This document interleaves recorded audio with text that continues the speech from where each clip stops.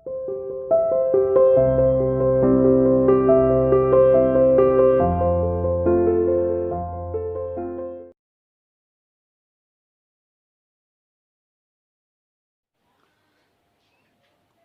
students, today we are going to start the revision of chapter number 11. आज से हम chapter number 11 का revision शुरू कर रहे हैं। तो इसमें जो भी इम्पॉर्टेंट पॉइंट्स हैं वो हम अपने रिवीजन में यहाँ पर डिस्कस करेंगे और आप लोगों को ये पॉइंट्स याद रखने हैं, क्योंकि ये जो पॉइंट्स हैं ये बहुत इम्पॉर्टेंट है। ये इस आपको लर्न होने ही चाहिए। तो यहाँ पर हम आज से शुरू कर रहे हैं रिवीजन ऑफ चैप्टर नंबर 11। जैसे कि आप लोगों को पता है हमारे चैप्टर का नाम क्या है, transportation in animals and plants. Plants के अंदर ट्रांसपोर्टेशन, और ट्रांसपोर्टेशन जो है वो सबसे पहले ह्यूमन बीइंग का ट्रांसपोर्टेशन के बारे में हम यहाँ डिस्कस कर रहे हैं। तो सबसे पहले सर्कुलेटरी सिस्टम हमें पता होना चाहिए। What is circulatory system? Human circulatory system consist of blood vessels and heart. जिस तरीके से हमारी बॉडी के अंदर digestive system, respiratory system, excretory system, reproductive system, बहुत सारे सिस्टम्स पाए जाते हैं, उसी प्रकार से सर्कुलेटरी सिस्टम भी पाया जाता है। सर्कुलेटरी सिस्टम किस किस से मिलके बनता है? एक तो ब्लड वेसल्स और हार्ट। ये तीन मेन जो कंपोनेंट्स हैं, ये तीन जो हमारे बॉडी के पार्ट हैं, इनसे मिलके हमारा सर्कुलेटरी सिस्टम जो है वो बनता है।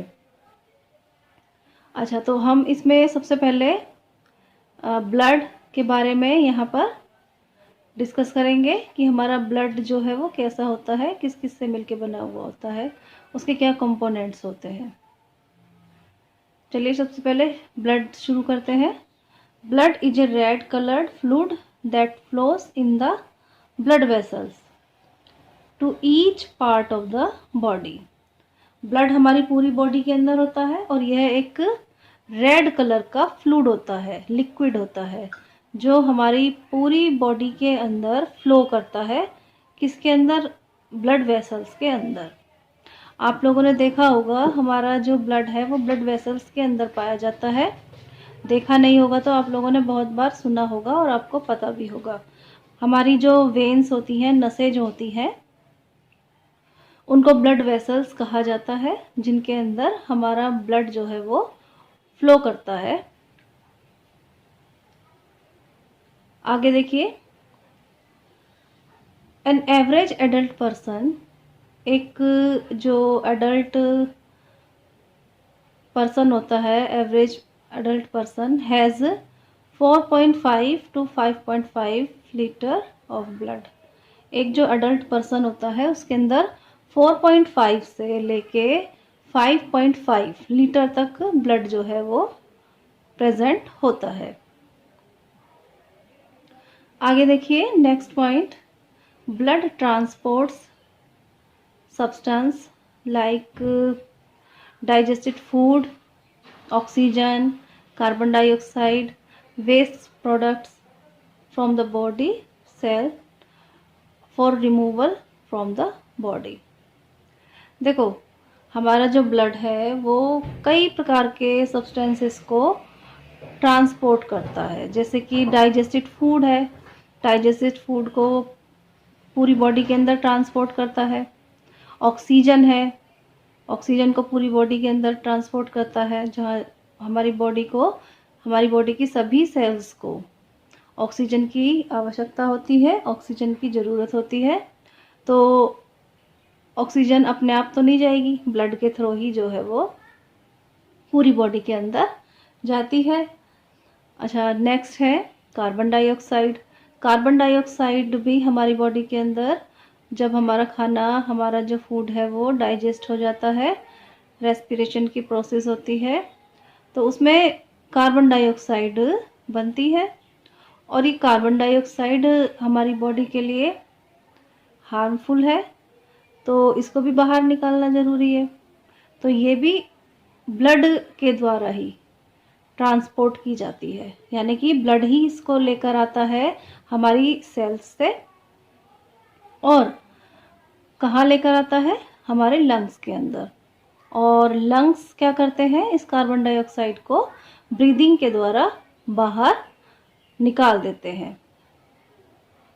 इसके अलावा हमारी जो सेल्स है उनके अंदर बहुत से वेस्ट प्रोडक्ट्स बनते हैं, तो उनका भी रिमूवल जो है हमारा जो ब्लड है उसके द्वारा ही जो है किया जाता है। यानी कि ब्लड जो है उन वेस्ट प्रोडक्ट्स को बॉडी के उन ऑर्गन्स तक ले जाता है जहाँ से वो रिमूव हो सके। चलिए नेक्स्ट पॉइंट है हमारा, the blood consist of 2 components. जो ब्लड है वो 2 कंपोनेंट्स का बना हुआ होता है। हमारा जो ब्लड है वो 2 कंपोनेंट्स का बना हुआ है, यानी कि 2 पार्ट समझ लीजिए ब्लड के। First is fluid component, fluid यानी कि जो लिक्विड है, एक तो लिक्विड कंपोनेंट हो गया। तो लिक्विड कंपोनेंट को क्या कहा जाता है, ब्लड प्लाज्मा। ठीक है, जो फ्लूइड है उसको ब्लड प्लाज्मा कहा जाता है। और नेक्स्ट जो पार्ट है वो है सॉलिड कंपोनेंट्स। सॉलिड कंपोनेंट्स में क्या आ जाते हैं आपके, blood cells that include RBCs, डब्ल्यूबीसीज एंड प्लेटलेट्स। जो हमारा सॉलिड कंपोनेंट है ब्लड का, उसके अंदर ब्लड सेल्स पाई जाती है।